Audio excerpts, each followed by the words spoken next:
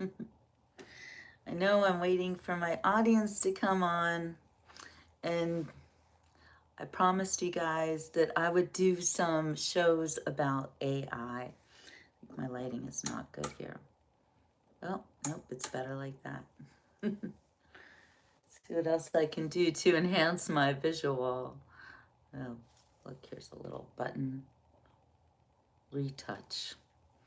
I don't know what we're retouching, but the Beach Report does not use filters very often. And if I do, it's because I think it's funny. I am never ever trying to alter reality. So I wanted to talk today about something near and dear to my heart because I am a writer. And it's not just that I'm a writer, but I want to help other people to tell their stories, even if they're not writers. So let's wait till a few more people come on so I'm not just talking to the wind. But welcome to this morning's beach report. I am not at the beach because sometimes it is difficult for me to talk with the wind and the sun and the sand and the waves. Hi, solar eclipse. Hi, Lappy. Good morning. Steelers playoff tonight. Go Steelers. So, Lappy, by the way, is from my hometown of Pittsburgh. And I will be in Pittsburgh this spring, actually promoting new books that I'm working on right now. So it's go time for me. It's crunch time.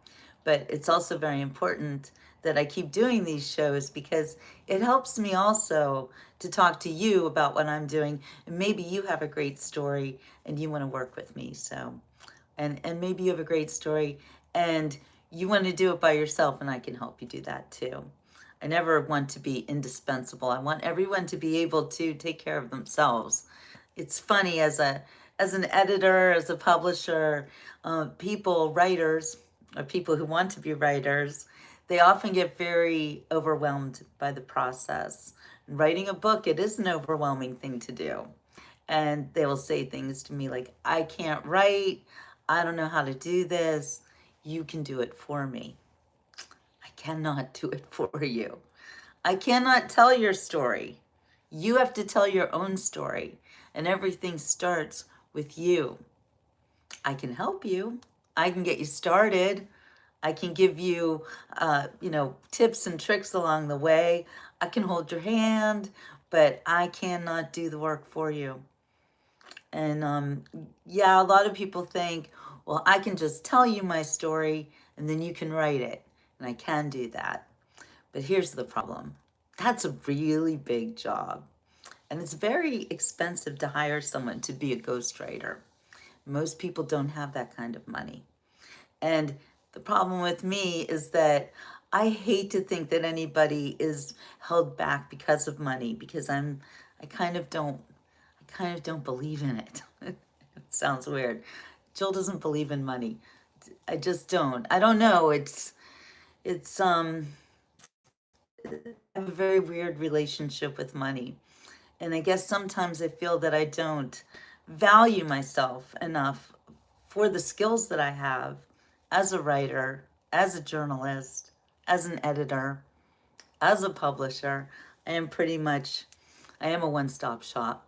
I am a one-woman show, if you will. I do everything by myself because I'm also a control freak, and I don't want anyone to be able to say, you didn't really do that. I did it. I helped you. I did it. And I feel that way too about your book, about your story. If you want to write a book about your life, wouldn't it be better if you did it by yourself? And not by yourself as in the publishing and all that stuff and the editing. You can't do that. Even I can't edit myself. It's kind of like being a brain surgeon and doing surgery on yourself. I can edit myself to a point, but see, this is where I am learning how to use AI to help me to become not a better writer, maybe, but to polish my work because it is impossible to edit yourself. Well, it's not impossible. I guess the best way to edit yourself is to read things that you wrote like 20 years ago, and then maybe you're a better editor because you're not really that close to the subject anymore because it was so long ago. So I don't know about that because I do that too. But I am, um, I had an editor. His name was Jay Spire, and he passed away right after I published my, well, right after we published my first book because he helped me. I did not do that alone. My first book about the way 9/11 changed our society, called Do You Think About Me on My Birthday? Lappy says, I have an idea for a book. It's a true story, but nobody would believe it, so I'm very hesitant. Well, Lappy, the best stories are the true stories. They're the ones that we want to read. It's fun to get yourself lost in fiction. You know, we all enjoy throwing ourselves in front of a movie and just kind of pretending that life doesn't exist as we know it, that we're part of the movie, right? Yeah, I get that.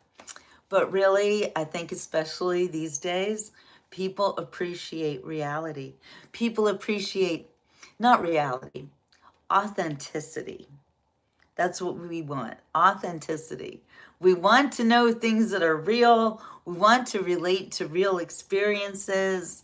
We want to be real people. Oh, vielen Dank, Ed. I think that it's more important today that you do come across as a real person than you have this very polished, very fake persona. So thank you for the pretty comments. I do appreciate it. It's very nice of you. I just turned 60 years old, so I am feeling empowered with my age and not my beauty. as a as a young girl, well, that was a rookie move. I'm sorry, but I let my phone die. I didn't realize that I literally had no juice left. I knew it earlier and apparently forgot about it. So come back, come back. Now it's making my camera act wonky. Let's fix this. All right. You guys are back? Hello, hello, I'm back. All right, Lappy, are you still there? I can help you with your story, Lappy, because I think if you have a story and as crazy as it sounds, when it's real life, that's what makes it good. All right, would you guys please let me know that you're still here? I'm so sorry about what just happened. But you know what? Here's the thing. Jill is real. Okay, good. We need solar phones, no batteries. You know what, Lappy? You're not wrong. And I don't know if it's solar that's the energy because the sun does seem to be very strong. And I personally am solar powered. That's why I have this great tan because I am literally a solar powered free range woman. I live off of the sun. And every single day that I possibly can, I am out there laying in the sun for at least a half an hour because I believe that my energy comes from the great big ball in the sky. Hi, Gretchen. It was me, Gretchen. It was me. Sorry. I'm so sorry, you guys. But I'm glad you guys are back. And apparently you want to keep the conversation going, which is awesome news because there are a lot of people out there who need to tell their stories, their real stories, their real true life stories. And we have far too many, shall we say, spin doctors in the world. And they get paid a lot of money to spin their lies and make you think things that are not necessarily true. Here's how you know if somebody's lying to you. If they make you feel, or nobody can make you feel anything, by the way.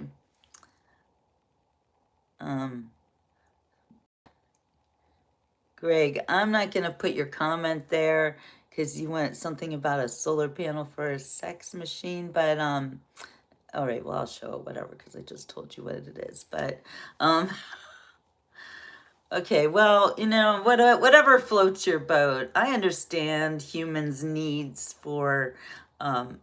for sex and talking about sex. Okay, Greg, I'm glad. But it is part of the genre to write about sex, and especially when you're younger and you're in the throes, and sometimes that's all you want to write about. And I'm laughing because I do the same. I did the same. I don't do that anymore. I'm 60 again. I like to tell everybody how old I am because I think that your age gives you your credibility. You know, as a journalist, as a newspaper reporter, and by the way, Lappy, you even believe that the Pittsburgh Post Gazette is no more? I'm kind of shocked. I wrote for that paper for the newspaper for a very long time, and it's the end of an era. Actually, it's quite interesting that newspapers are they're losing it. And I'm an old newspaper girl. I started my career actually. My first job, my internship, if you will, was with the Jewish Chronicle of Pittsburgh. And that newspaper is so old that even my birth announcement was in it when I was born. And it was way older than me. So anyway, I did my internship there under Joel Rothstein, I think his name was. Just remember his first name was Joel. He was actually one of my friend's dads. I didn't get my job like that, the internship, but it did turn out that he was my friend's dad. But anyway, he was wonderful, and he taught me so much about the newspaper industry. And he made sure as an intern that I really, really got a great education. He would take me down before the news, when the newspapers back in the 80s, by the way, yes, back in the 80s, like it was a million years ago, but we laid out newspapers. I am really having trouble with my live stream, probably because I don't have enough juice, but it is powering up. If I go out, I'll come right back. I'm sorry, you guys. Hi, everyone. Hi. Okay, well, since I have at least 20 people watching right now, let's talk about what I want to talk about the most when it comes to writing and how you can get help for your writing. Because, like I said, as an editor, as a publisher, as a journalist, even, people often ask me if I will do their work for them, if I will write their story for them. And if it's just a newspaper article and I interview you for an hour or whatever to get a story, no problem, I can do that. But when it comes to a book, like a memoir about your life, or about something it's a pretty big deal, you can't rely on me for that. You have to do it yourself. I can help you. I can edit it when you're done, but I can't do it for you. You have to do it for yourself. Now, there is a new way to do it where, thank you, Philip, where you can help yourself with the use of AI.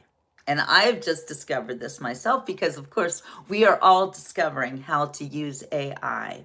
And one of the things that, as a writer, that I notice the most about the world around me these days is, and the videos on YouTube, especially, videos really anywhere, is that they're being made by AI. And you know how you can tell?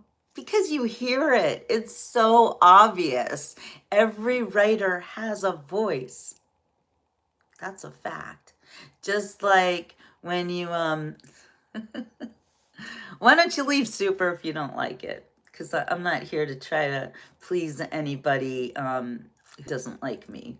See you later. Bye. Anyway, AI has a voice, and we all hear it. I hear it especially because I am a writer. Super, we're not into your stuff, okay? So you need to leave, or we'll kick you off. Either way, hi, Mark. I'm so glad to see you. Yeah, why don't you write something? You know what, Pat? They call it the super intelligence, right? But you're not wrong about it being dumb. It's not just dumb, but it's dangerous. It's dangerous because it lies, it makes things up, as a journalist, say, I'm writing an article, right? And I start feeding my information into the AI and I say, help me write this article, AI, right? And it will do that. And then it will come up with quotes that no one ever said. It will make them up. That is like so uncool. As a journalist, the first time I wrote something and it brought these fake quotes to me, I went, whoa, stop the presses. This is very bad. Very bad. You can't trust AI at all. It lies all the time. It is being programmed by people who want to control you, quite frankly. Um, Greg, I was a sheep shearer in the Australian outback for 31 years. Pity I can't write very well. Many stories of adventures. Oh, Greg, you are like, I just got the shivers when you wrote that because one of my all-time favorite books is The Thornbirds.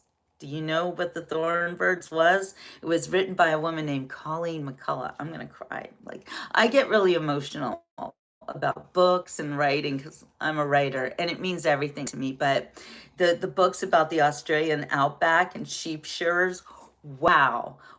Greg, you really should write a book. You really should. I would read that book. I would help you write that book, actually. But yes, Mark, you're absolutely right. There are programming biases into the AI, and it is not helpful if you're looking for facts, if you're trying to persuade people about something that's true. You don't use AI to do that because AI does not tell the truth. Yes, The Thornbirds was actually a TV show. But see, I'm a writer, so, and I'm a reader, and I got all my information from books, and I don't watch movies, and I don't watch television. I prefer nonfiction all the time, Sebastian. But the Thornbirds, see, they don't write like this anymore. Hi, Barb. Sorry, my eyes are really bad. I'm like, I'm trying to read like an old person. But anyway, they don't write like that anymore. And I know this because I hear the AI voice in everything I read, and in every video I can hear it. So I looked it up. I've been using this AI called Perplexity. It's kind of new, and I want to read some of this to you so that you guys can use the AI as a help, but not as a crutch. And don't take that AI voice on as your own. Colleen McCullough is your indie. No, Colleen McCullough was a very famous writer back in the 70s, and she wrote The Thornbirds, and she was amazing. So I am going to read you what I wrote today. Well, I asked Perplexity. It's very important how you talk to the AI, too.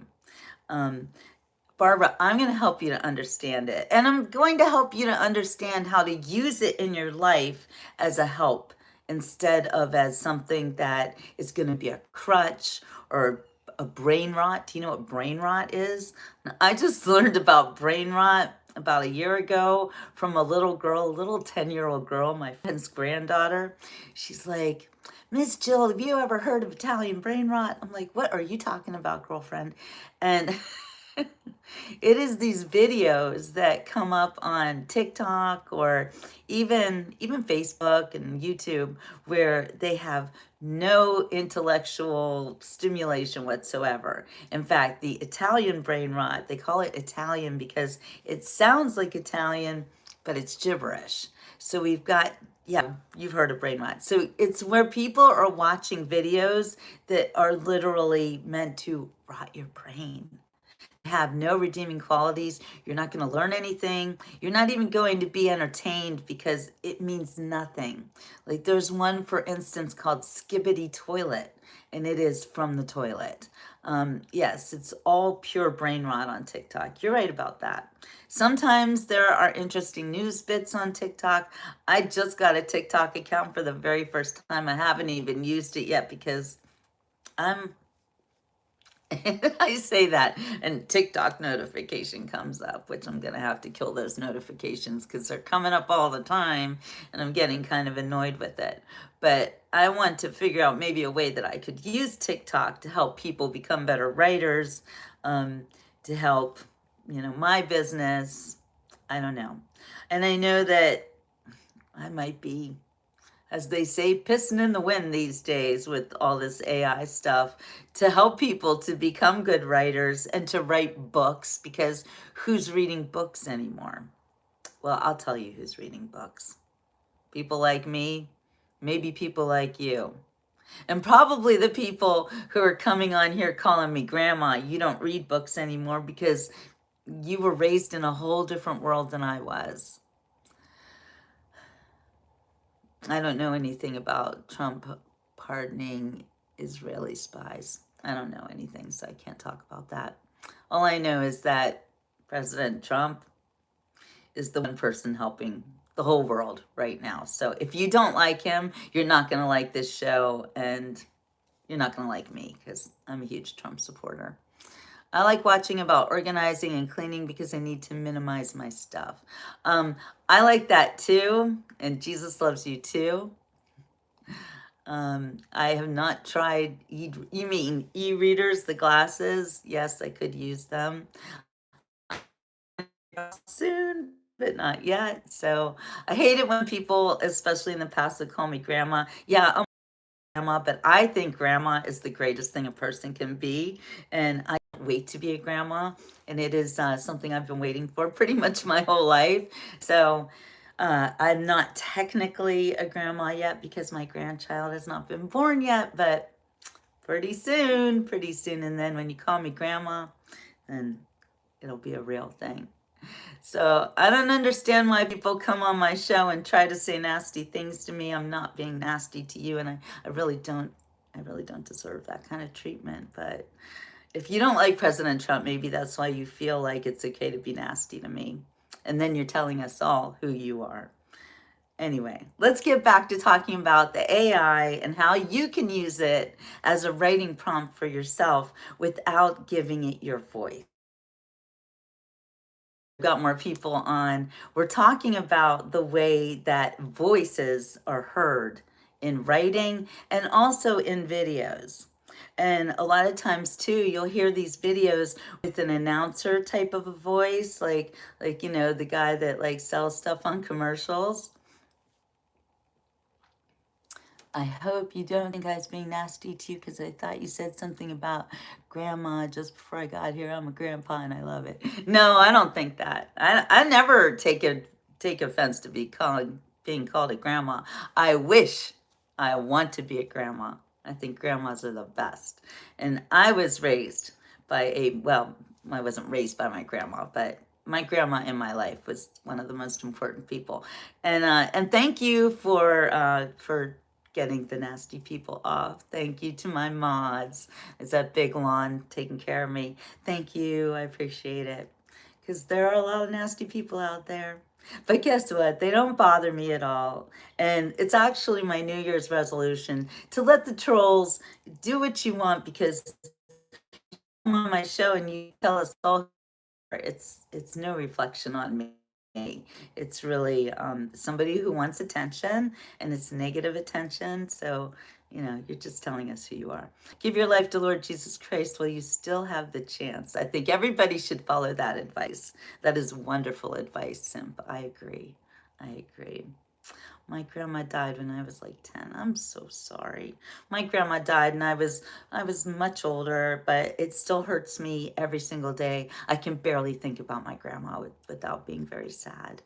Barbara, I don't know why you're not a mod, but I'll make you a mod. You can be a mod. Let's see, add as mod. Oops. Oh, I think I timed you out, Barbara. I'm sorry. There we go. You're a mod again, Barbara. I don't know what happened. Sometimes I have mod wars on my show, and people will be like, oh, that mod's doing bad things and that mod's doing bad things. And when I see that happen, I'll just make each one of you not mods anymore until you can sort it out for yourself.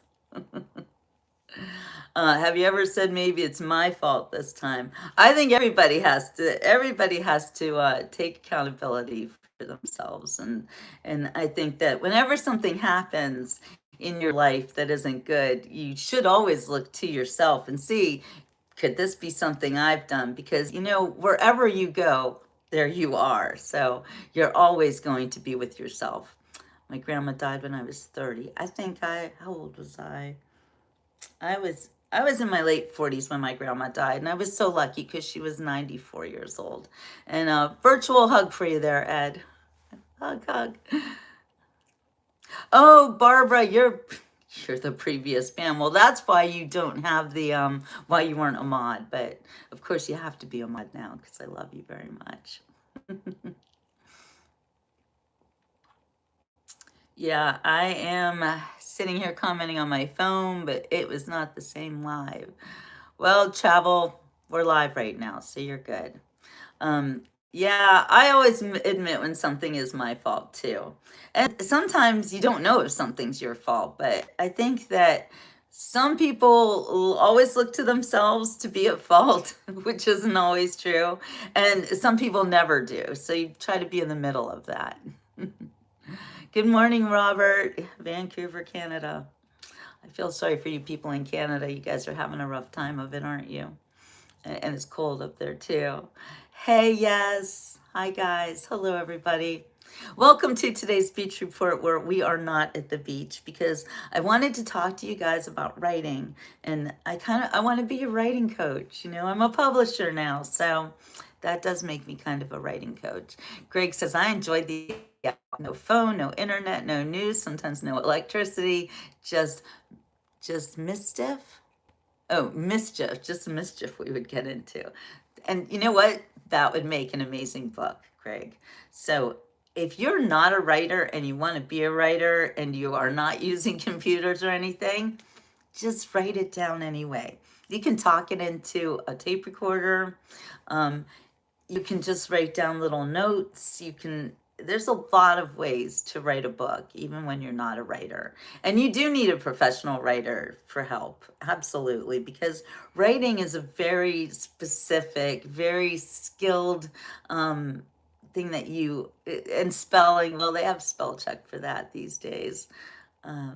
Yes, don't forget to like and subscribe, everyone. It's free. It's free, but you can also join my members group, which is like $1 a week. So it's also not too expensive and a good way to support the beach report. I don't sell things by anybody else, although they do have a program here with YouTube where you can sell other things like from stores and stuff. And the other day I showed you guys my gimbal. I can sell that here. Well, I'll get like a kickback for it or something. But really, I'm a writer, I'm a journalist, I'm a publisher. My website is JillBooks, JILLBOOKS.com. And I have to work on my website, I admit it, but you can find my 2 books there. I published my first book like it was yesterday, A Journalist File Since 9/11. That's the first book I ever published back in 2015. And my second book, which I just published last year, which took me 40 years to write. Thank you, Robert. And a little word about that. You know, as a writer, I had this book, man. It's called Do You Think About Me on My Birthday? And it is now a real book, but for the past 40 years, I've been talking about it. And it is super hard to be a writer and have this book weighing on you and you never publish it. And it really hurt me to not be able to do that. I was like the carpenter with the unfinished house, you know? Super chats and memberships are also available, everyone. So true. There are so many ways that you can support what I'm doing here, and I greatly appreciate it because like I said, I'm not here trying to sell you anything. In fact, I'm trying to give you some advice about writing, about life, because I am 60 years old. I'm wearing that one as a badge. I'm sorry, but I love being an old lady. Travel says, after my MVA, what's an MVA? I stopped because of how cognitively and visually exhausted I was. What's an MVA? Is that a master's or something? What toothpaste do you use? That's a really good question. I don't use toothpaste, honestly. Well, okay, sometimes that if I do use toothpaste, I use like the smallest scant amount that I can get away with. But wait, I thought I had some here. Here's what I do. This is called oil pulling. I use this. This is organic castor oil. Castor oil is the new coconut oil, actually. And with coconut oil, you put it in your mouth and you swish it around for like 20 minutes. And that's not easy to do, 20 minutes. You can't talk to anyone, and people are like, what are you doing? And one time I spit the stuff out in front of my friend's husband, and he thought I was puking in the garbage. It wasn't cool. It was really super yuck. It was super yuck. But anyway, I use this. It only takes 2 minutes. You do have to spit it out in the garbage. You can't spit it out in your sink because you'll clog it up. But I like it. As far as toothpaste goes, I got something new from a little company called Stone and Spear, and they make tooth powder. So I like to use that as toothpaste. It's just this powder you put a little bit on, and I use natural boar bristle toothbrush. I'm really a very, what do they call it? Not chunky, not crusty. I don't know, whatever, down to earth. I don't like products made by big companies. I try to do everything as naturally as possible.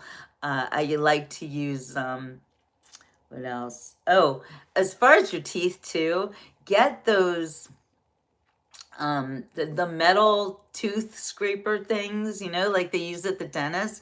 Get those and go through your teeth at least once a week on the insides and the outsides, and look for any kind of discoloration or plaque or anything. Scrape it off yourself. You know what? Toothbrushes, they don't do the job at all. I actually also just got a water pick.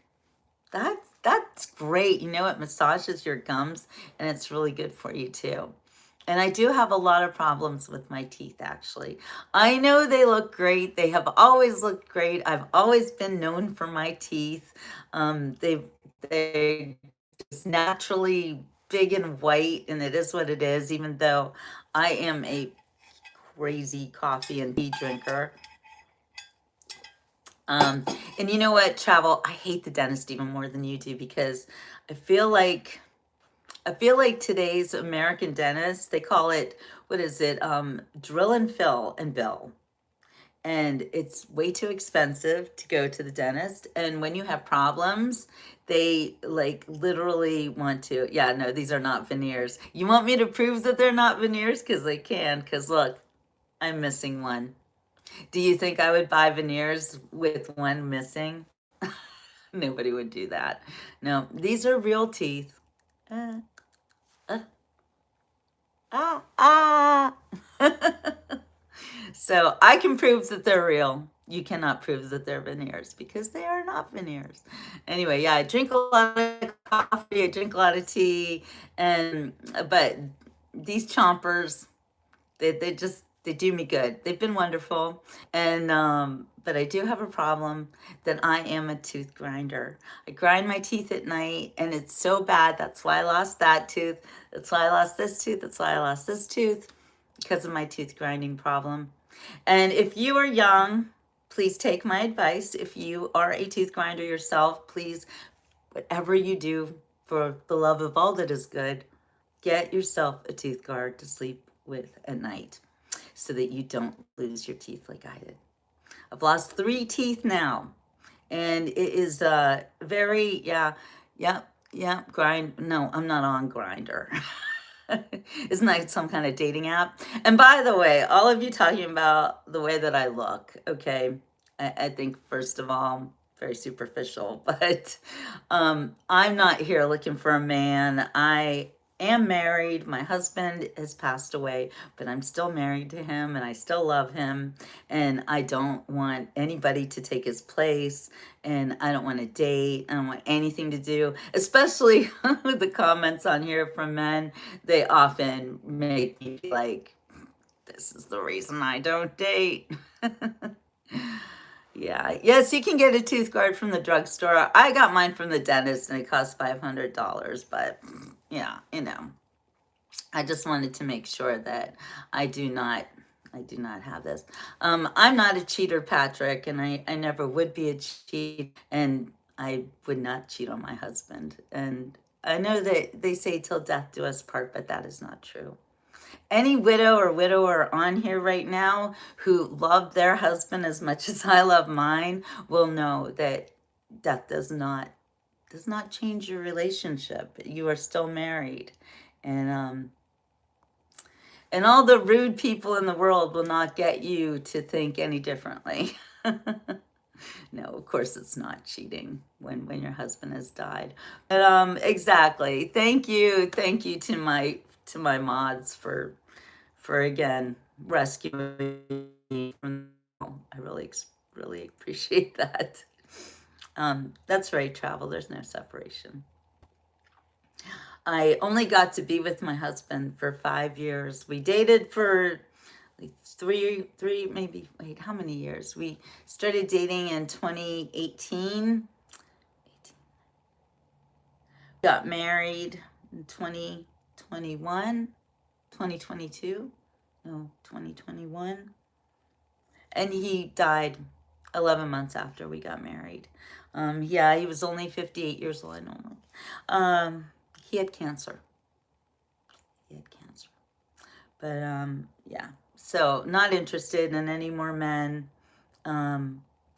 I got very lucky with Ray because I was never a very good picker. I was divorced already once, and my ex-husband was abusive, and I had to run away from Switzerland with my children, so it was pretty bad. So I know what a bad man looks like, and I know what a good man looks like, and I also know that no man is way better than a bad man. So I want no man. And I'm not interested. I'm 60. I don't care. I don't care anything about sex or anything like that. So yeah, nobody wants to be married to me. No. And I talk about my husband all the time. So who in the hell wants to be in a relationship with someone who's still pining for someone who's dead? I mean, that is crazy too.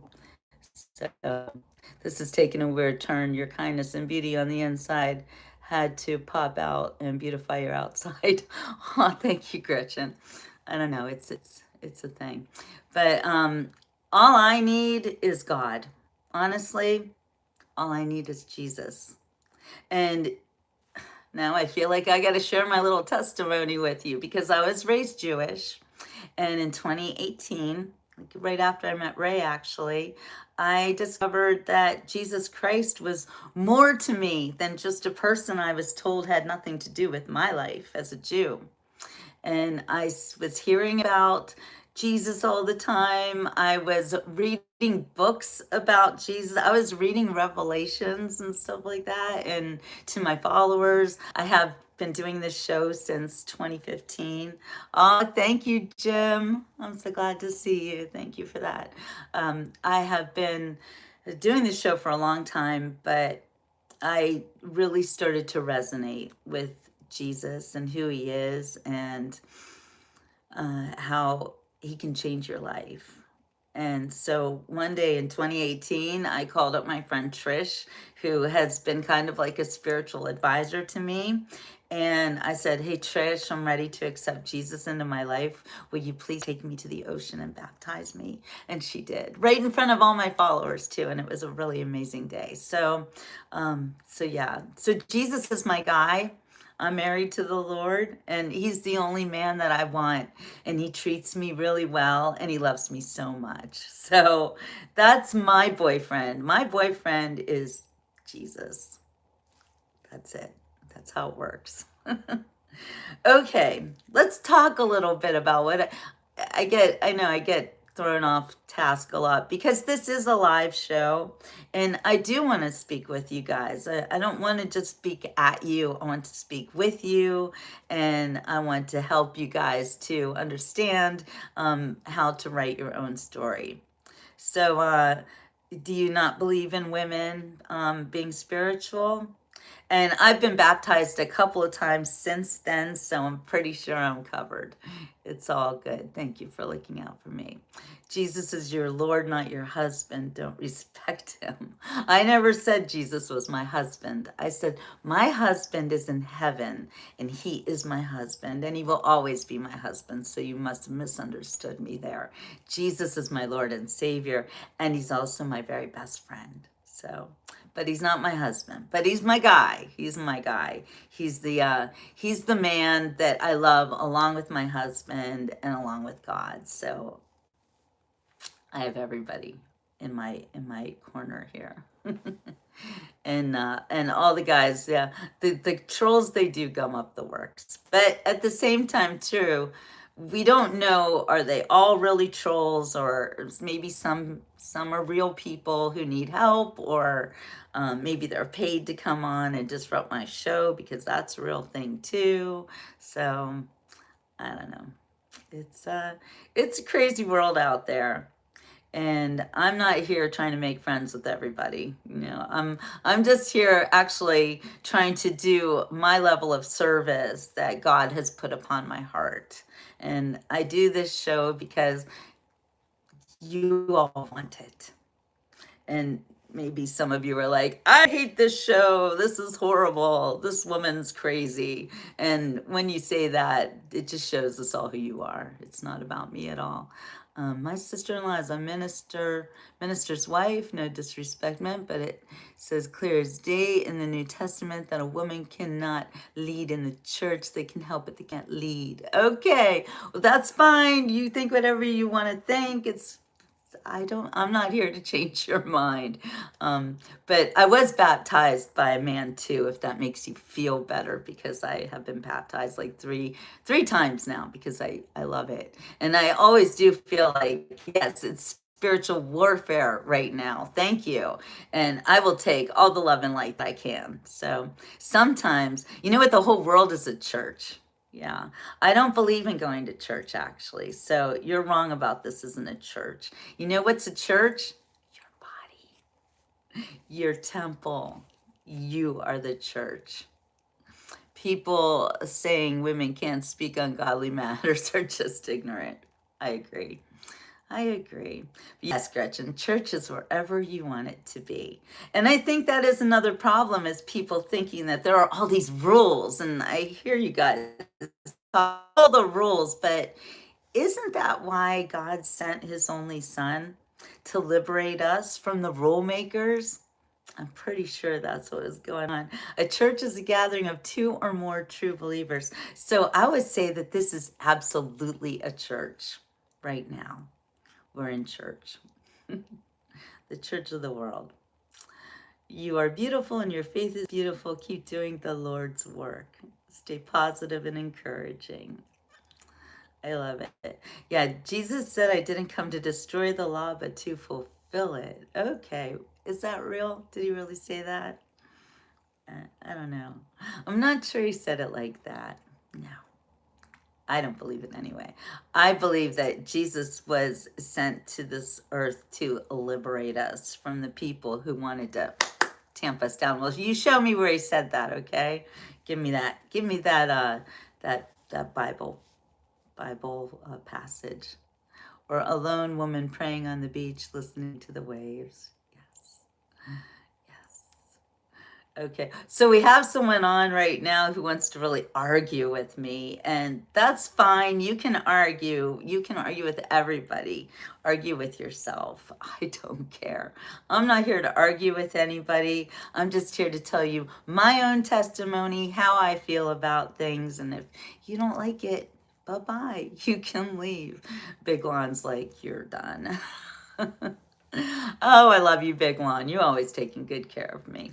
So, and that's the other thing too, is that I do feel like I am always being taken care of. I'm always protected, and I have a very good life. And the people who come on here trying to say whatever they want, again, you just show us who you are. It doesn't do anything to me, and it doesn't bother me in the least. But if it bothers you, and if Big Lon doesn't like it, then you'll have to talk to Big Lon about it. Lon knows, they just want attention. Exactly. Matthew 5:17. Can you put it up? Can you write it? Matthew 5:17, please. Because I don't know scripture out of the top of my head. Again, I'm just a Jewish girl and I'm winging it, you know? I'm just learning about all of this stuff. I've only been a born again believer since 2018, and that is not very long. Not very long at all. All right, well, if you want to correct the ignorance, then please put up the scripture, because I don't think too many of us can just pull scriptures out of our heads. Like the AI probably can do it, but we can't do it. So please enlighten us, because we'd appreciate it. We like to be enlightened. It's helpful. I've not come to abolish the law, but to fulfill it. Okay, well, tell us, is that what the scripture is? Okay, well, great. So I'm not really sure what all that means, and what law is Jesus fulfilling. So is it God's law? I don't know. Everyone is on their own walk with God, and all are different mile markers. That's beautiful. A lot of people memorize the Bible. I don't, because, like I said, I'm just learning it. Yes, I know everything about authentic Judaism, and I was raised as a Jew. I was bar mitzvahed. I've studied the Torah. I was also, what's it called? Not well, I was converted to Judaism too as a tiny baby. I was not born Jewish. I was born, actually, my mother was Christian, and I was taken to the Jews, to Jewish Family and Children's, and they baptized me, if you will. We call it immersion ceremony, actually, as Jews. And so I was converted to Christianity. I mean, sorry, I was converted to Judaism, but I didn't know my heart belonged to Jesus, and it does. Greg says, my sharing instructor was churchy. He would shut off the generator at 9 p.m. so everyone got sleep. Well, sleep is super important. Wow, that sounds like kidnapping. It does sound like kidnapping, doesn't it? But when your parents give you away, it's not kidnapping. No, no, they did that on purpose. But, back in 1965, see, it was illegal to kill me. So that's why I was adopted, because they weren't allowed to kill me. Today they kill you for being an unwanted pregnancy. Today it's a crime that is punishable by death. Please think about that. Being born is a crime punishable by death. But in 1965, no, I was protected. And so that's why I live to talk to you right now. Spiral says, I'm new to the New Testament Bible myself after years of dabbling in New Age woo-woo occult. Oh my gosh, well, I'm so glad that you're here, because that New Age woo-woo occult stuff kind of freaks me out. Just Chantel says, I'm a born-again Christian and happy you are saved, sister. Woo, I'm happy too. And I wish that I could save my fellow Jews. I feel badly, because sometimes I talk to them. I can't really talk about my love of Jesus with them. And it's difficult when it does come up. You were born in 68. Oh, big one. I know you're a Gen Xer like me. Anyway, when I was born in 1965, my life was saved by God and by America. So these days it's not. What is a Zionist? Zionist is somebody who believes in Israel as the Jewish homeland. That's what a Zionist is. And I personally am not a Zionist, and I never was, because I believe the Jewish homeland might well be America. I think that the United States of America has been a wonderful place for Jews to live and prosper. But how do people rebirth? Well, it's not crazy, actually. It's more like renewing your spirit. And the great thing about people is that we have our own free will, and we can change our minds about things, and we can learn things. Greg says, he was a good instructor, no drugs, the odd beer was okay, and no punch-ups. I don't know what a punch-up is, but yeah, we love you, Jim.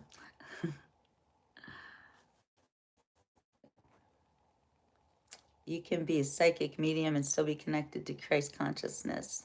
Most of the trash on here is dark. Okay, I didn't know that.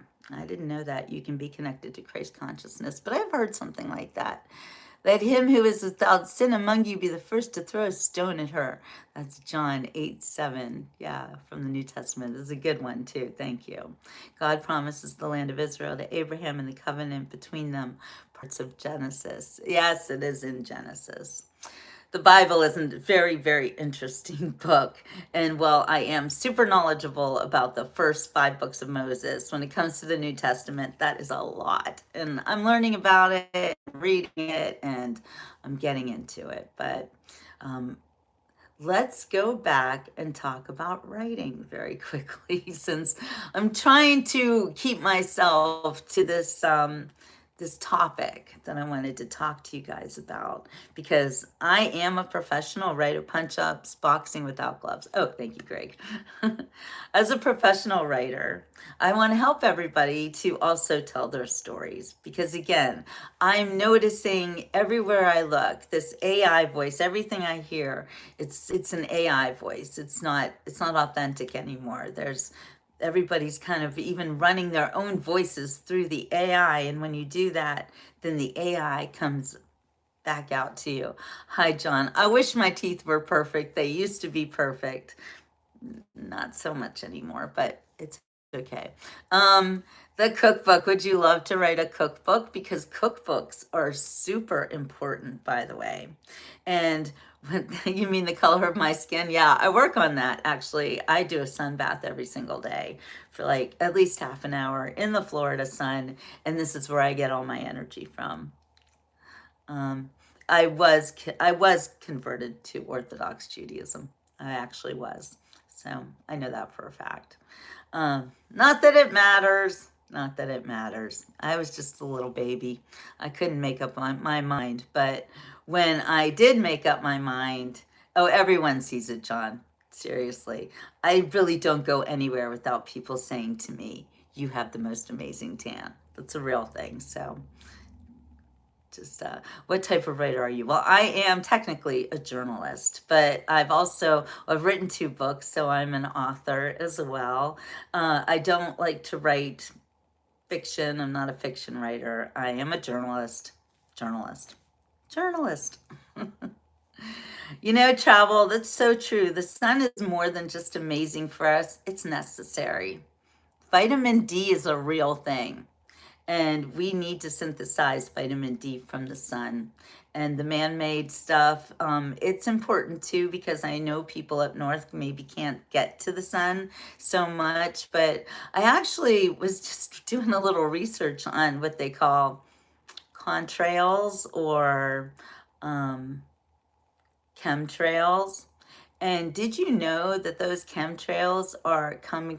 Oh, by the way, yeah, asking about my book titles. Thank you. No, my books are not on Amazon. I don't like Amazon, and I don't sell myself out short. So I only do things on my own because I'm a one-woman show. That's why I ask that you support the Beach Report, because seriously, you guys, I am working for you and nobody else.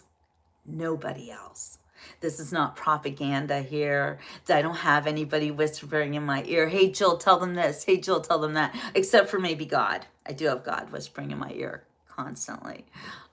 Cookbook. Oh, you guys are so great too. I love writing as well, but it's been suggested that I write a book of my life, and I find it overwhelming to write everything. It is overwhelming. And so you just resonated with the cookbook idea, right? So write a book, and you take 10 recipes that are important to you and write your book around those 10 recipes. Let me know if you need any help. I'll help you with it. But that sounds like an amazing book. And I actually have a friend of mine who I've been coaching to write a book about her mother. And her mother was raised in pre and post World War II Germany, and she went through the whole thing with the war, and she was, a little German girl, and her story is so amazing. And my friend's like, I'm not a writer. My mom wrote all this stuff about growing up in Germany, and I said, well, hey, when you talk about your mom, you're always like, my mom made the best schnitzel. My mom made that. I'm like, well, how about you do a book of recipes that your mom made and weave her story into the recipes? And make every recipe that was your mom's. Make it, write about it while you're making it and how it makes you feel, and just sourcing the ingredients. You know, like there's just so much that goes into it. And try to make it into something, not an overwhelming project, but one little bite at a time. There's an old writer's joke about how do you eat an elephant? One bite at a time. You can't eat a whole elephant at once. You can't write a whole book at once.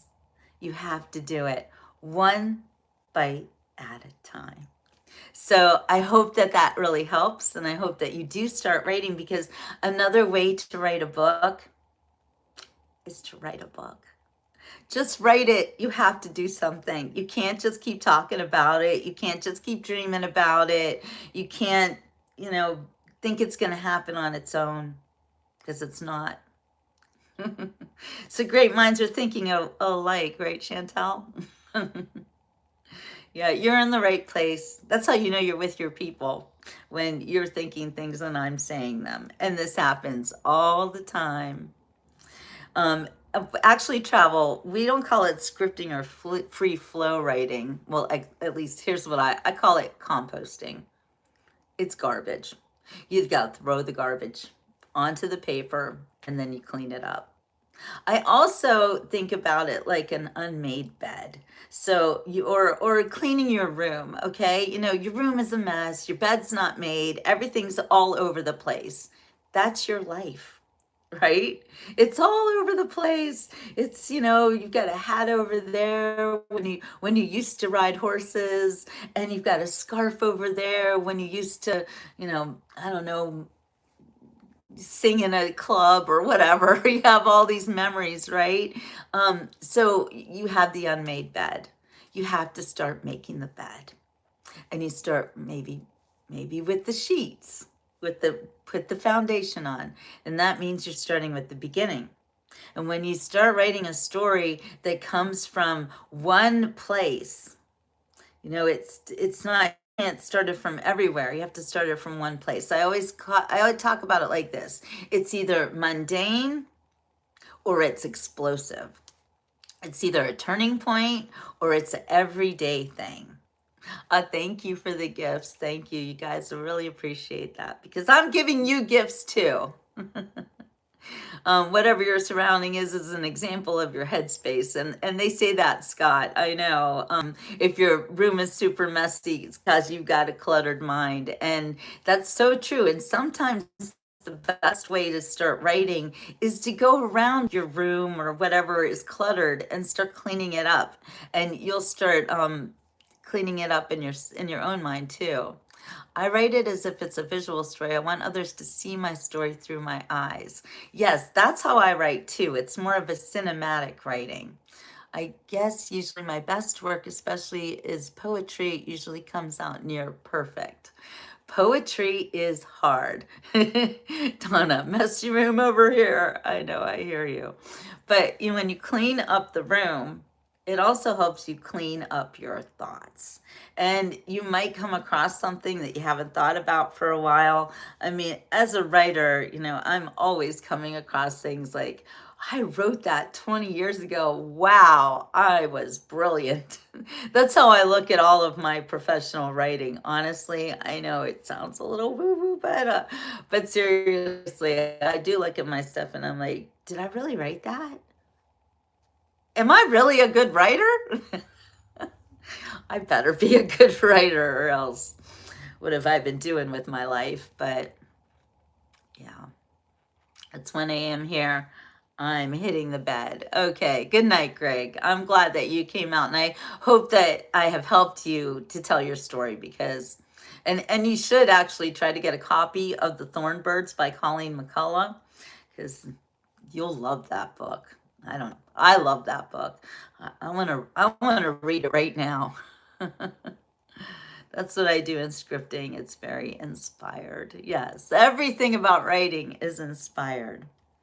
So I looked up about the AI voice here, because if you're going to write a book or you're going to write anything that other people are going to read and you want to stand out, you don't want to sound like AI. Just Chantel says, I thought that too. Like, who wrote that? And it was me. I know. And we're not boasting. We're not boasting, Chantel, because a lot of the times that the things that we write are coming from our hearts and we don't even know it's in there, right?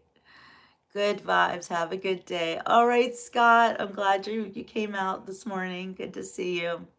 Yeah, the thorn birds. They're birds, thorn birds. It's because in the outback, and you might know this, there is a bird that impales itself upon a thorn and sings the most beautiful song as it is dying. That's where the thorn. That's where the thorn birds comes from. Yeah. It's anyway. I would be worried everyone is going to use AI and be an author. Okay, well, Travel, you don't have to worry about that because the people who are not writers and don't know what they're doing, yes, thornbirds, they will use AI, and we will all know it because you can't get away from AI. You hear it just like when I write something, you know it's me because it's my voice.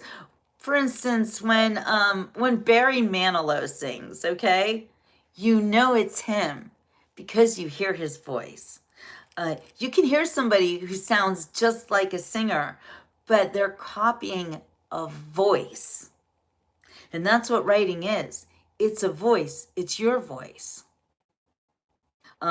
Yes, Barbara, I love to do interviews. You're right about that. I should do more interviews. I want to do more interviews. So I have so many things I want to do, and I am a little bit. I get overwhelmed because I do tend to bite off more than I can chew. What about your signature, Chantel? Because these days, you know that a lot of kids, well, actually, all the kids cannot write their signatures. They can't write in cursive, and even my own kids, who grew up in the 90s. Were never taught to write in cursive, and that breaks my heart. Hi, Vicki. I'm energized today, actually. So I am working on not just one new book, now it's 4 new books. And it is super hard to do that. I got to tell you, it's not really good to multitask when you're a writer. No, your boys can't write in cursive. Nobody can, Travel. Nobody can. All the kids, instead of teaching them how to write in cursive and read the Declaration of Independence, did you know that's in cursive and they cannot even read it? Bye, Barbara. Instead, they are being taught that God made a mistake and they don't even know what gender they are. So you can distinguish someone's identity through their writing style, and it's a signature. And Chantel, it would be if people were writing in cursive, because print is not as much of a signature as cursive is. And I would like to know why they abolished cursive, Lon, and I will tell you something about that. I was writing an article for a magazine I used to be the editor of called North Hills Monthly Magazine in Pittsburgh. Probably knows, I'm sure Lappy knows that magazine. Anyway, I was writing an article about school and writing and kids and everything, and I had 2 sources. One source was one of my best friends, and I'm going to apologize if I cry because she passed away a few years ago. Her name was Dee Dee Rittman. And she started out as an English teacher in my high school. And I didn't have her for English, so she would have sworn that I did. Everyone was a Dee Dee Rittman student, but I wasn't, because I was in honors English and Dee Dee didn't teach honors English, but she still thought of me as one of her students. She was the most beautiful teacher in school, by the way. She had this beautiful, long blonde hair, and she's so glamorous looking. And I always would see her in the halls and be like, I wished that was my teacher. And then when I grew up and became a writer and became a book publisher. Actually, when I published, I know it's insane, Vicki. I know it's insane. Sorry, I'm like, I need a tissue. I don't have any. Anyway, I have to use my hand. Um, so, so I got to know Dee Dee when I published my first book, and she helped me a lot. Not as a teacher, but as a best friend. And she had also just published her first book, which is called Grady Gets Glasses, and it was about a rabbit that wears glasses, and it was meant to teach kids about getting glasses. Oh, that was her second book. Her first book was actually about being a teacher. It was amazing. Yeah, she inspired me so much. And anyway, I even what am I trying to say about Dee Dee? At your class reunion. Yes, she was at my class reunion. Yes, and she wasn't even in my class, but we all wanted her there because she was so great. Um, she was a widow too, and another thing that inspired me about Dee Dee was that when her husband passed away, and she just never got over it, and I would be like, it would confuse me how she was so beautiful and vibrant, and I felt like she should date again and she should meet someone else, but she was just talking about Scott all the time. Scott this, Scott that. And she maybe even tried to date a couple times, and it just, she couldn't do it because her whole life was Scott, Scott, Scott, even though he was gone. And when I was dying, I had her on the phone, and she was talking to me about it, and how I was becoming a widow like her. And you know, becoming a widow isn't the worst thing in the world. It seems like it is, but it does teach you a lot about life and love. And I don't even know where I'm going with this. Dee Dee, what'd you do to me?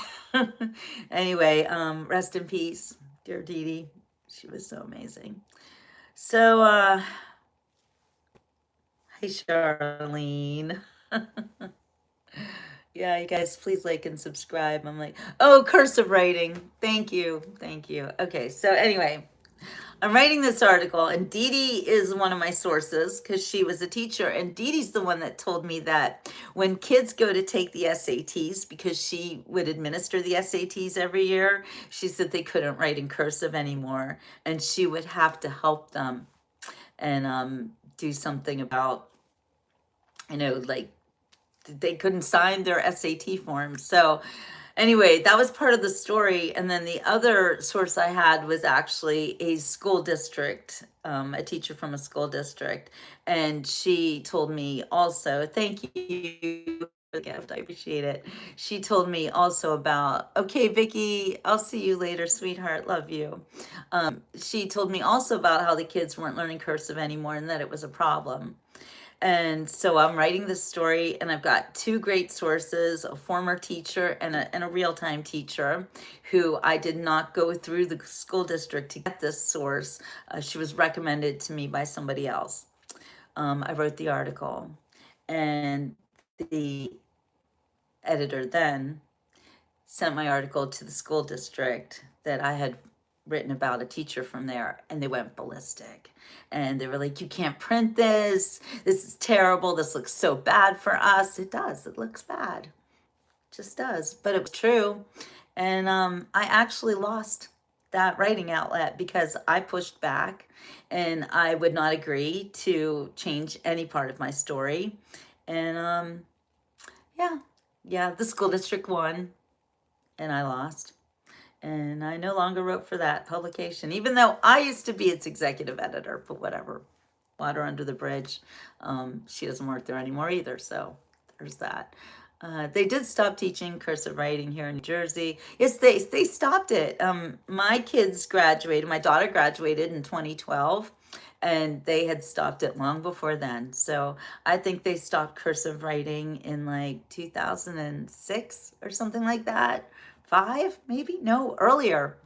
Earlier. When do kids learn to write? In kindergarten, right? So my daughter was in kindergarten in 1999, something like that. 2000? I don't know. Sounds like it went out with the last century. It's really bad. Anyway, I really got off topic there. Okay, now we're going to talk about AI voice so that you guys can recognize it, and also don't use it in your writing if you want to be a writer. Don't ever do this because you will not stand out. According to Perplexity, which is an AI that I use sometimes, what AI voice actually is. Now you will know. There are signatures and an X. Yeah, X marks the spot, right, Donna? AI tends to be smooth, cautious, and generic.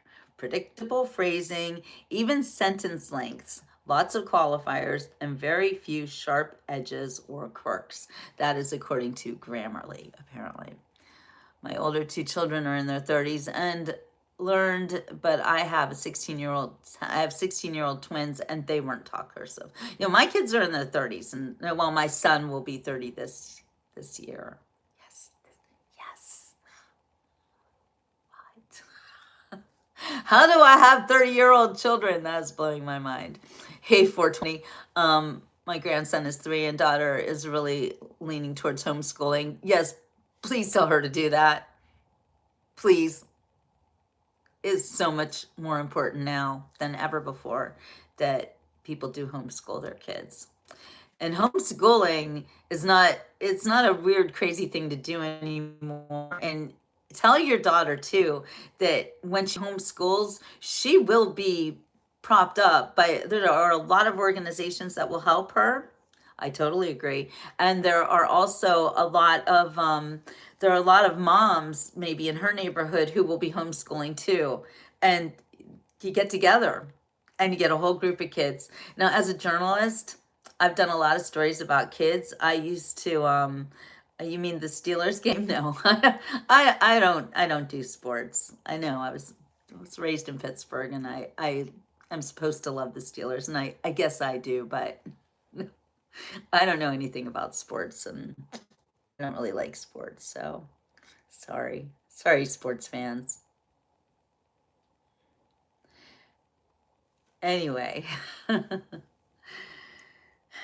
Where were we? What were we talking about? I get thrown off topic all the time by you guys. My one twin decided he wanted to be homeschooled. Oh, homeschooling, right. Just started last month. His twin is still choosing to stay in public high school. Yes, that's what she's doing right now, gathering all the information she can from her neighbors. It's very smart. It's very smart. Okay, what I was saying was that as a journalist, and I used to write about school district, like I went to 7 different school districts. That was my beat. I go to all their meetings. I'd be the only one there ever. And anyway, I did a lot of stories, and my book about 9/11 is actually about school kids. Thank you so much. Thank you, you guys. I really do appreciate every gift that you send me.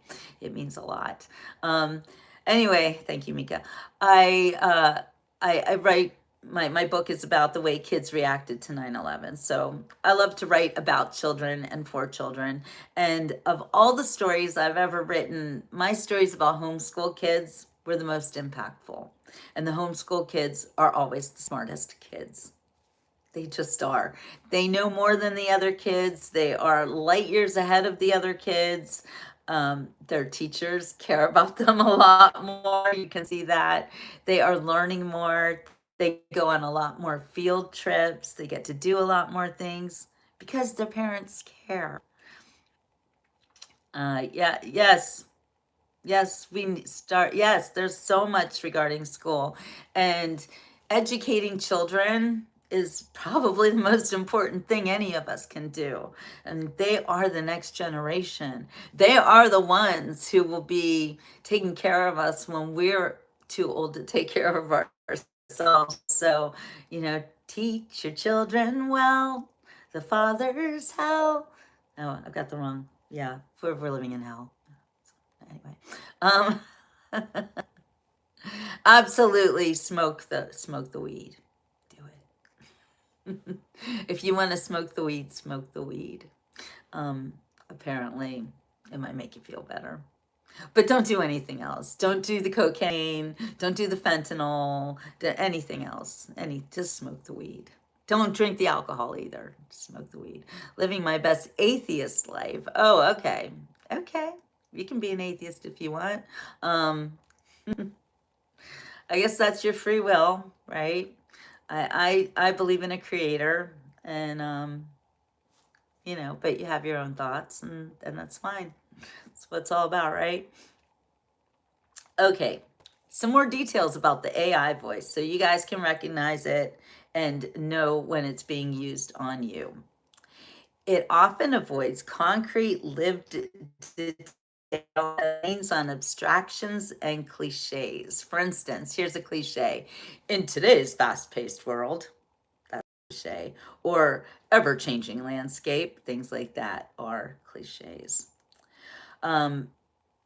Here's another one. Detectors literally look for this predictability and uniformity, not for AI usage in general, which is why your own messy specificity is your best protection. In other words, be yourself. Be yourself and speak like yourself, and don't run everything through the AI chatbot thinking it's going to make it better, because it will take away your messy specificity, as it says here in Perplexity. This is meant to be a tool, not a role. Although here are golden rules for writing, according to Perplexity. 420 says, I have read that you can do an 8-hour full day in a couple of hours at home. Oh, that's so true. It's so true. So, okay. Write your own ugly first draft in your natural voice before you ever open an AI window. Use AI only after something exists on the page. That is so true. And that is how I do it too. I'll take something that I've written, I'll give it to AI and say, oh, and okay, that's coming up too. You have to speak very, it's the same like when you're praying. You have to be very precise in what you want. They always say, be careful what you wish for. You just might get it. And I've lived that experience more than once. But you do have to be very specific in what you want the AI to do. Just like you have to be with God, very specific. So for instance, you want to restrict AI to non-voice tasks like brainstorming angles, outlining, research checks, tell me what's missing logically, but never ever write this. Write, or never say this to your AI. Write this scene or chapter for me. Don't ever do that. Hi, Fred. Good to see you from the cold cornfields of southern Indiana. Right? It's still cold, isn't it? All right. Here are concrete guardrails that you can use so that your writing doesn't sound like it came out of an AI chatbot. So what you say to AI is this, and you make a written rule for, you're working on a book, for instance. You say to AI, this is a rule. No AI generated sentence survives verbatim. And then rewrite anything that you copied from and they rewrote it. You rewrite it too. And please don't treat me like that, Kevin. I am a writer, I am a journalist, I'm giving you advice, and I'm not looking for a boyfriend. So have respect and treat me like you would want to be treated out in the wild. And we'll get along really well. Hey, True Engagement. Create a banned phrases list of AI-ish cliches you personally hate. Like, here's one that I hate. Whenever they're going to teach you about a topic or something in a video, and they'll say, let's dive in. That's like so cliche. They say that all the time. I don't know. You can say something different, like, let's get started. Or talk about, I don't know. You can tell, you can hear it. They say the same things all the time.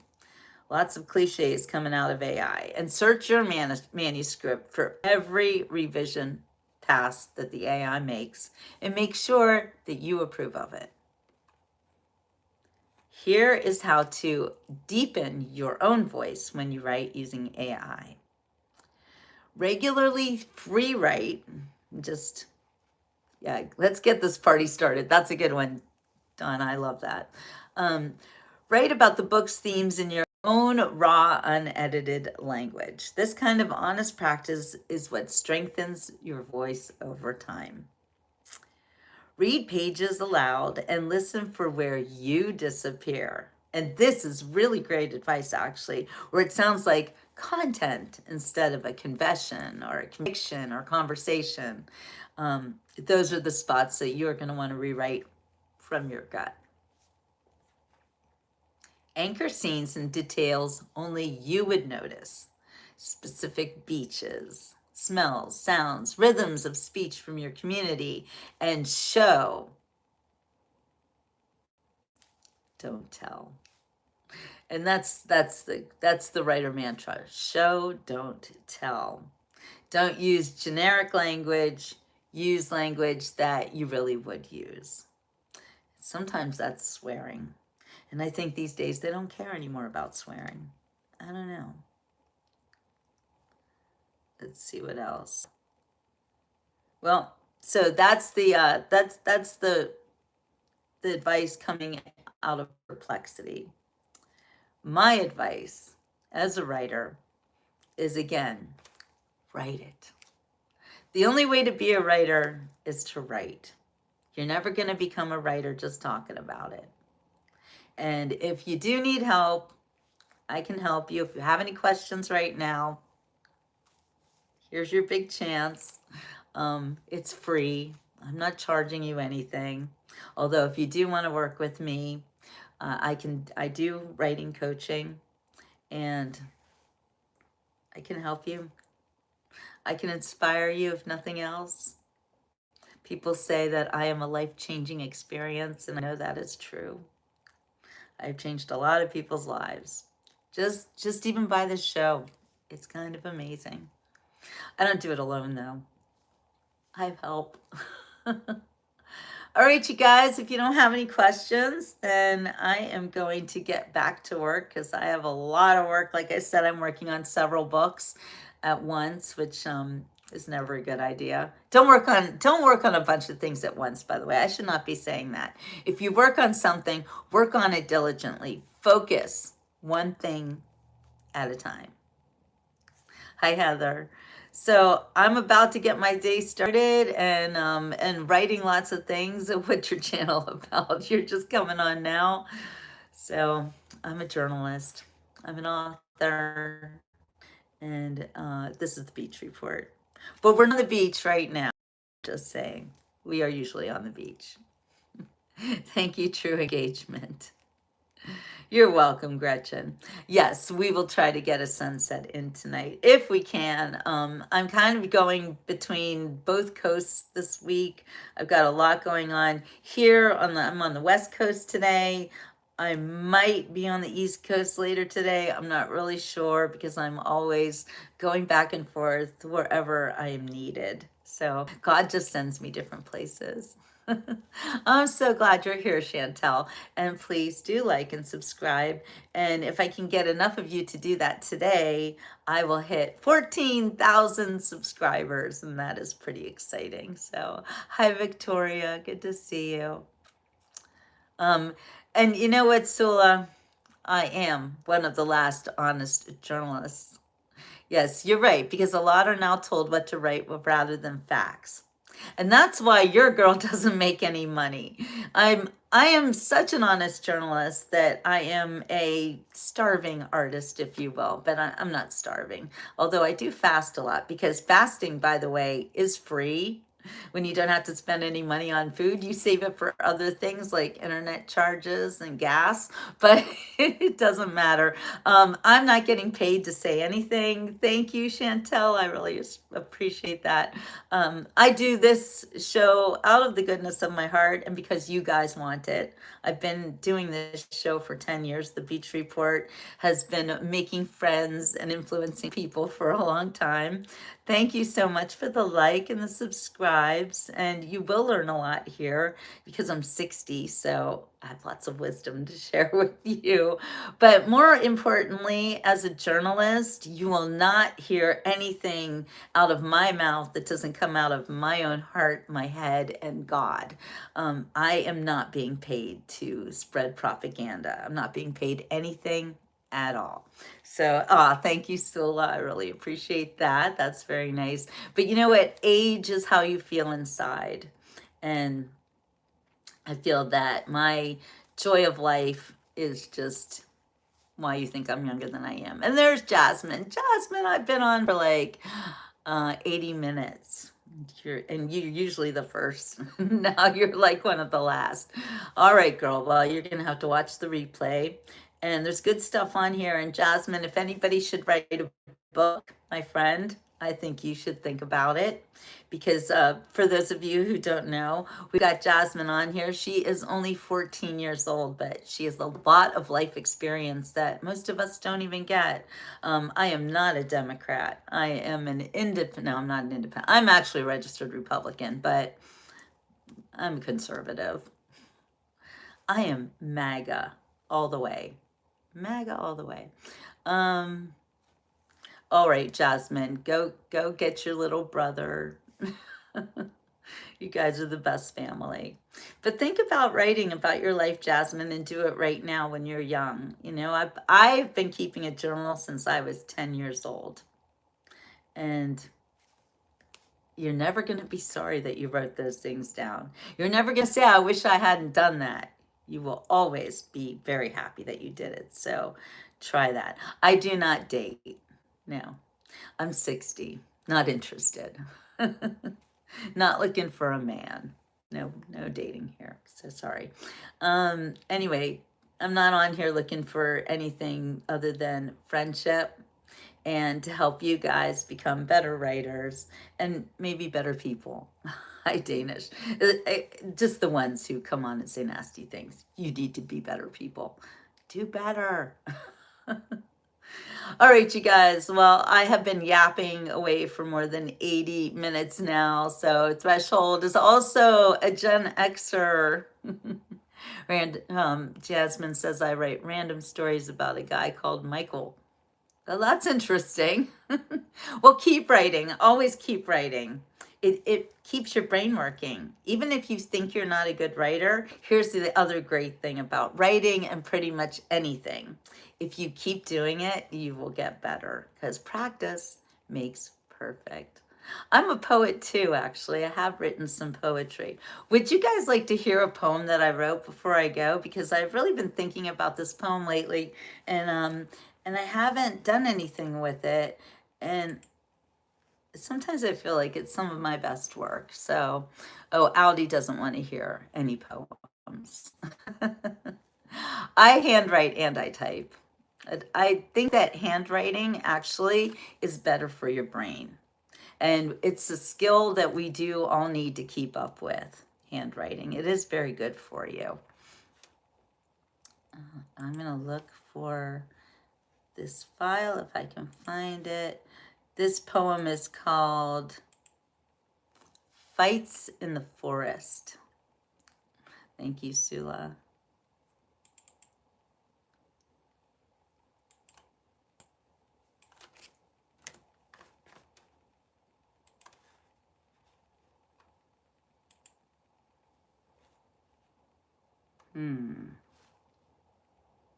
Sorry, I gotta find it. I wasn't ready to read this poem.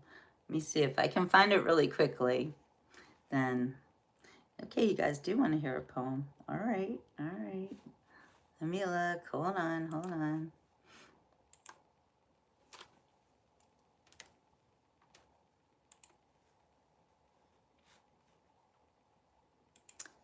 Talk amongst yourselves. When he said that, I started writing poetry when I was 9. Lost my writings in a house fire. That is terrible. That is really terrible. But here's another wonderful thing about writing. You can always rewrite it. And sometimes it's better the second time around.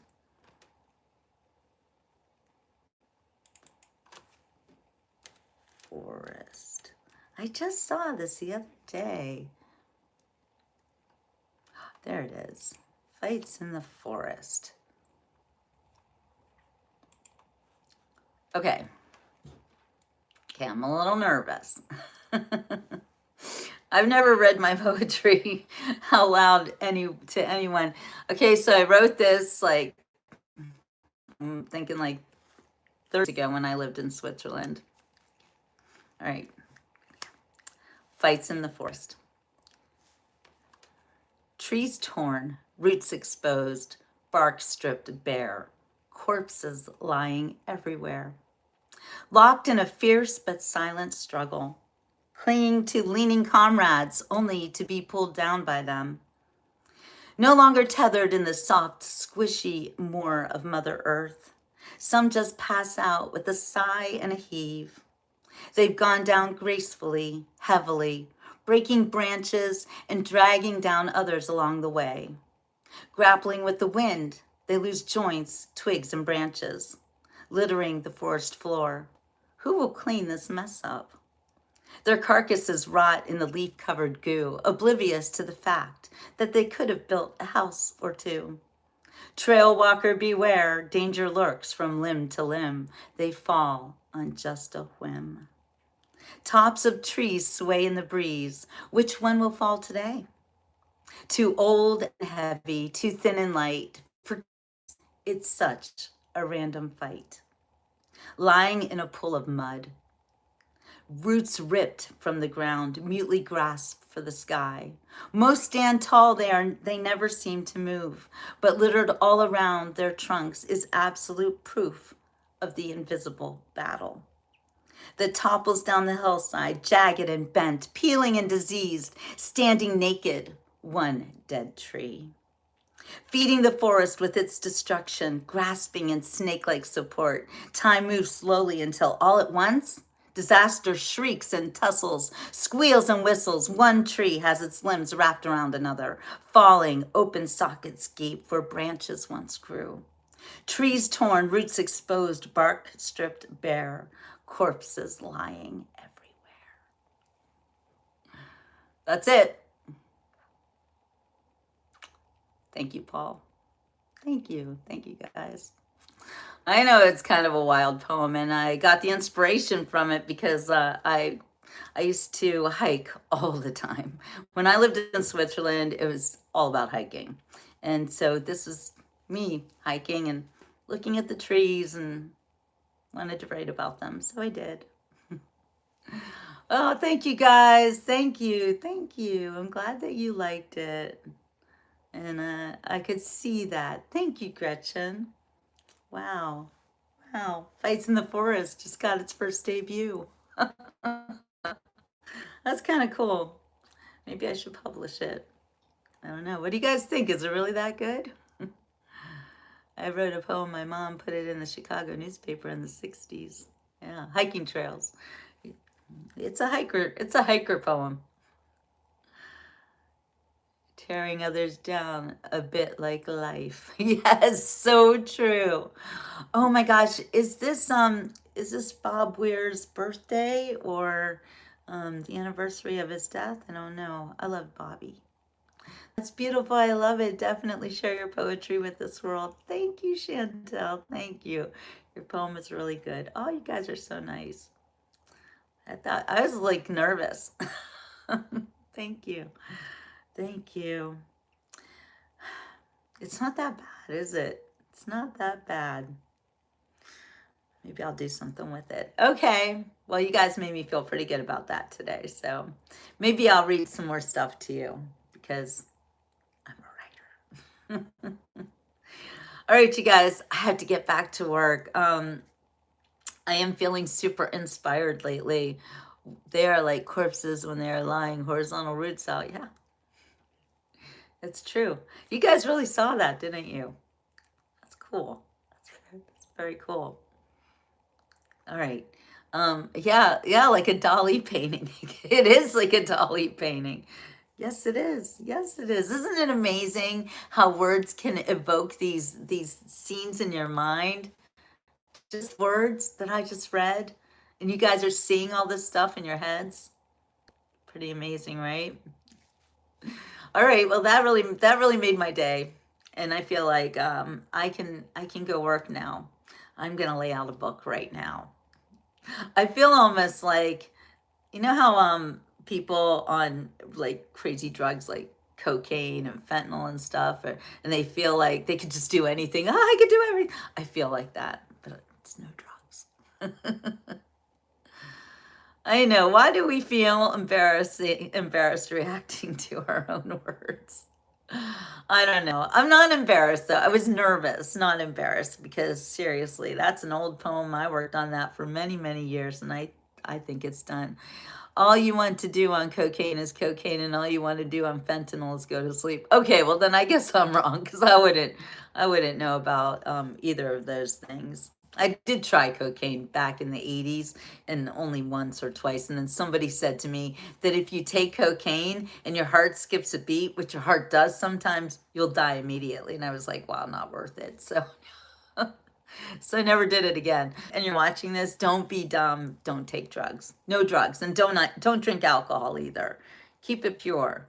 Make yourself better, because drugs and alcohol, they tear you down. Like the trees in my poem.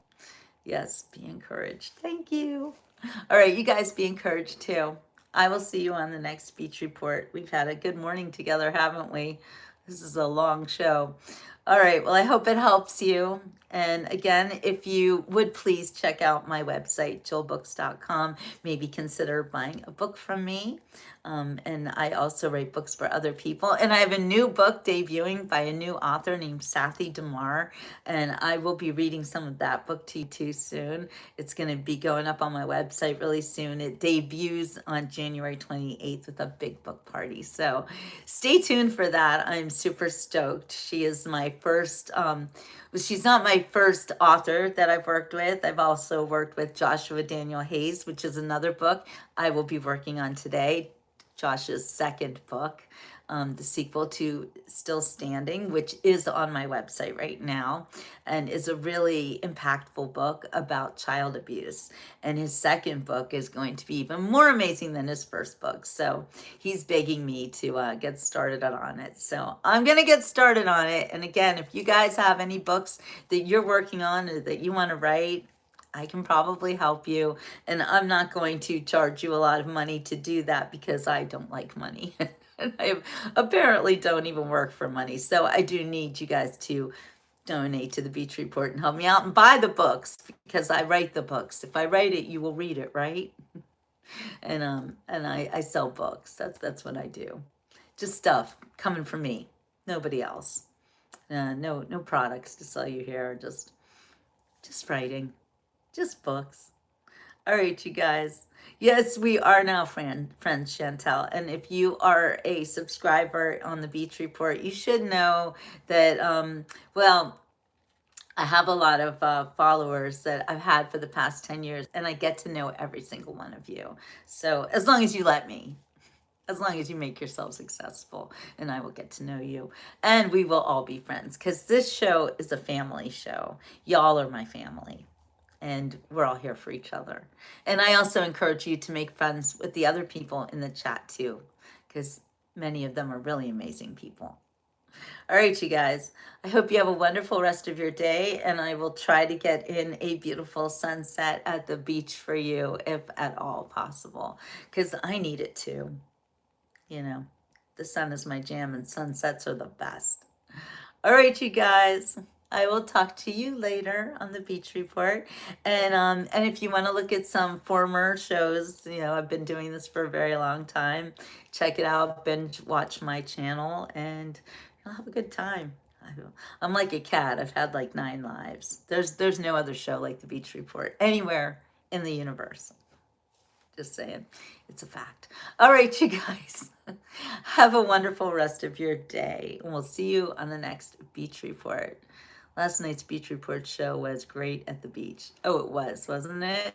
We weren't even there that long, Donna. It was so amazing. Anyway, I love doing the Beach Report, and I love you guys, because you're my family. All right. Ciao for now. Have a wonderful rest of your day.